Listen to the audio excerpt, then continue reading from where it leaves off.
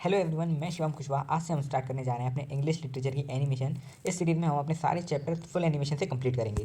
कहानी है लेंचो की, जिसका घर एक छोटी सी पहाड़ी के सबसे ऊपर है, जिस ऊंचाई से उसके मक्के के खेत आराम से दिखते हैं, जो हमेशा एक अच्छी फसल का वादा करते हैं।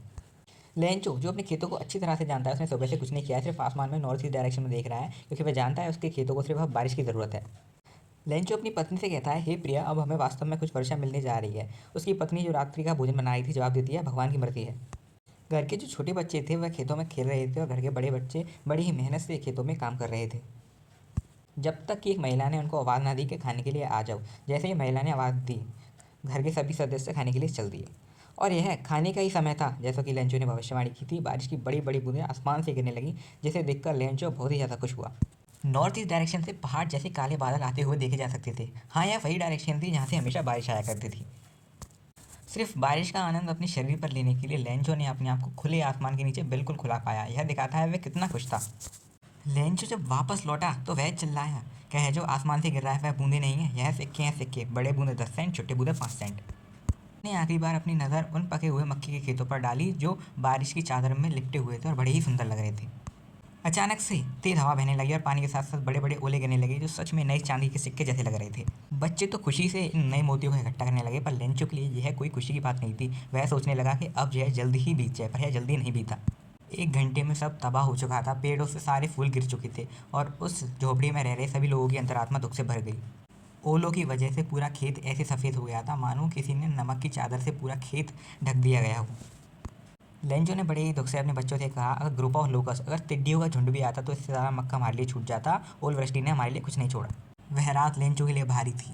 ऐसा कोई नहीं था जो लेंचो की मदद कर सके। इस साल वह और उसका परिवार भूखा रहेगा। लेंचो की पत्नी ने उससे कहा कि ये बात याद रखो कि कोई भी भूख से नहीं मरता, इसीलिए वह कहते हैं कि कोई भी भूख से नहीं मरता। लेंचो को यह बताया गया था कि ईश्वर सब जानते हैं, इवन जो हमारी डीप कॉन्शियसनेस में होता है ईश्वर उसको भी देखते हैं। तो सिर्फ ईश्वर से सहायता की लेंचो की उम्मीद थी। लेंचो बैलों की तरह खेतों में काम करता था, फिर भी वह पढ़ना और लिखना जानता था। उसने नेक्स्ट संडे के डे ब्रेक पर ईश्वर को पत्र लिखना चालू किया। उसने पत्र को लिखा और एनवेलप में बड़े ही ध्यान से डाला और उस पर लिख दिया टू गॉड, और वह उसको टाउन जाकर पोस्ट ऑफिस में मेल बॉक्स में डालने के लिए टाउन की ओर चल दिया। लेंचो ने पोस्ट ऑफिस में स्टैंप मांगा और छाट कर अपने एनवेलप पे लगाया। फिर लेंचो ने जाकर उस अपने भगवान के पत्र को मेल बॉक्स के अंदर डाल दिया। जब एक पोस्टमैन ने उसका लेटर देखा तो वह उसे पढ़कर ज़ोर ज़ोर से हंसने लगा, क्योंकि उसने अपने व्यवसाय में कभी भी भगवान का एड्रेस नहीं देखा था। उसने वह पत्र पोस्ट मास्टर को भी दिखाया, जो कि एक फैटी एमेबल फेलो इंसान था। वह भी उसे देखकर ज़ोर ज़ोर से हंसने लगा। पर अचानक पोस्टमास्टर सीरियस हो गया और उस लेटर को अपने टेबल पर थपथपाने लगा और सोचने लगा, किसी भी इंसान का भगवान पर इतना भरोसा कैसे हो सकता है। लेंचो का विश्वास ना टूटे, इसीलिए उन्होंने लेटर का जवाब देने के लिए ठानी। पर उन्होंने जब लेटर खोला तो उन्हें साफ पता चल गई कि उन्हें सिर्फ पेन की ज़रूरत नहीं, पैसों की ज़रूरत है। पोस्टमास्टर 100 पैसे इकट्ठे करने में जुड़ गए और अपनी सैलरी का कुछ पार्ट दिया। उन्होंने अपने कई फ्रेंड्स एंड पोस्ट एम्प्लॉय से for the act of charity बहुत सारा डोनेशन इकट्ठा किया। वह सच में लेंचो की मदद करना चाहते थे, पर वह सिर्फ 70 पैसों से जोड़ पाए। उन्होंने उसको एनवलप में रखा और द गॉड उस पर लिख दिया।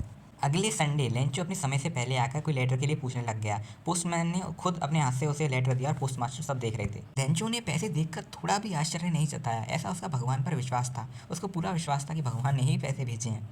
पर लेंचो ने जब पैसे गिने और उनको कम पाया तो वह गुस्सा हो गया। उसने सोचा, भगवान तो कभी गलती कर ही नहीं सकते, ना ही वह लेंचो की रिक्वेस्ट को ठुकरा सकते हैं। लेंचो ने दोबारा से एक पत्र लिखना शुरू किया, जो कि वह बहुत इरिटेटनेस से लिख रहा था, जो दिखा रहा था वह बहुत ही गुस्सा है। लेंचो ने स्टैम्प को चाटा और धम से उसको लेटर पे लगा दिया और उसने एनवेलप में रखकर लेटर को उसमें मेल बॉक्स में डाल दिया। पोस्ट मास्टर ने तुरंत उस लेटर को निकाल कर पढ़ा। उसमें लिखा था, हे भगवान, जो आपने पैसे भेजे हैं उसमें 30 पैसे कम है, बचे हुए पैसे भी मुझे भेज दीजिए, पर उन्हें मेल के थ्रू मत भेजिएगा, क्योंकि ये जो लोग हैं पोस्ट ऑफिस के वह बंच ऑफ क्रुक्स हैं। तो बाय गाइस, कैसी लगी आपको स्टोरी? हमारी स्टोरी यहीं पर एंड होती है।